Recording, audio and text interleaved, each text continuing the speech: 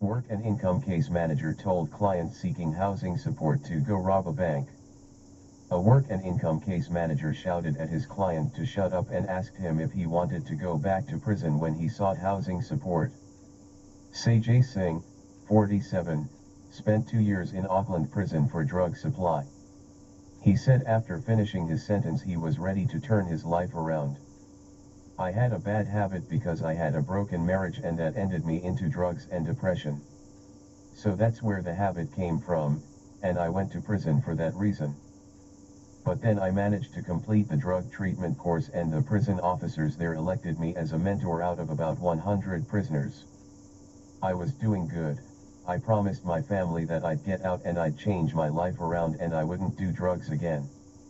He said his rehabilitation program was working and he was ready to reconnect with his family. I've had 3 drug tests since I left prison that I passed, and I haven't relapsed, and I've got a job offer as well. I'm trying to move forward, but my accommodation is the main problem. Singh was released in September and has been living in his vehicle after moving out of a boarding house paid for by work and income, where he did not feel safe. Singh has been living in his vehicle. He said the boarding house was grim, but it was the violence of other residents, rather than the cold showers, which prompted him to find somewhere else to live. Jail was better than that place. In jail you have storage, you have facilities, you have hot water. There you had a square box room, a bed, and that was all. And some people there are heavy on drugs, you know, and getting out of a drug habit surrounded by it, it's really hard, you know. It was not a safe space for me to be in. Earlier this month, Singh sought help from work and income. He recorded the phone call with his case manager, who RNZ has agreed not to name. The recording was also looked at by RNZ. During the phone call, the case manager seemed frustrated by Singh's request. Okay Sajay, I'll be upfront with you. Can I be upfront with you? Where can work and income house people with prison records? Where do you think I could put you? With the present record, the case manager asked. You come to me for accommodation, help, right? And we help you. And now you turn around and say the shower is too cold. You want to go back to prison? Back to prison, do you? Want to go back to prison? No. So, shut up then, don't say that, he continued. In the recording, the case manager told Singh to stop complaining. You're the only one that's complained about the lodge. One person, I put 40 people there. You can't be fussy, okay?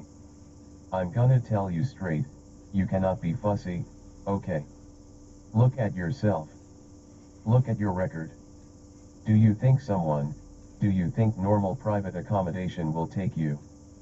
Singh said of his work and income case manager, he made me feel like I was worth nothing.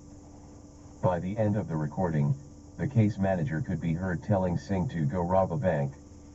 I'm gonna end this conversation, you annoying me, okay? You know, you are actually annoying me. You know what? Go rob a bank and see how you feel. Singh said the treatment he received from the government agency was degrading and triggering.